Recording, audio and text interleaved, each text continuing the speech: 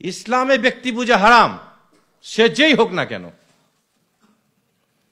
আল্লাহ ছাড়া যেই হোক না কেন তার পূজা হারাম। বাংলাদেশে বঙ্গবন্ধুর পূজা চলছে, আইন জারি করে বঙ্গবন্ধুর পূজাকে বাধ্যতামূলক করা হয়েছে।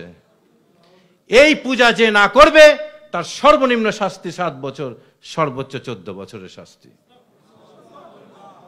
আমি যদি ভুল বলি আপনারা আইন দেখে নেবেন, একটা বিশেষ আইন করা হয়েছে তার জন্য, সংবিধান সংশোধন করা হয়েছে তার জন্য, তার ছবিকে মালা পরাবার জন্য, ছবিকে শ্রদ্ধা করার জন্য।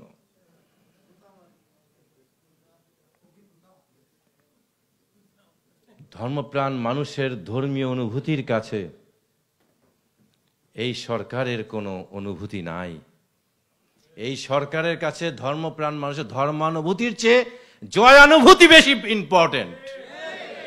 ধর্মানুভূতির আঘাত দেওয়ার জন্য লতিফ সিদ্দিকীর কোনো বিচার হলো না, জয়ানুভূতিতে আঘাত দেওয়ার জন্য তার মন্ত্রিত্ব চলে গেল। ধর্মকে তারা কোন পর্যায়ে নিয়ে এসছে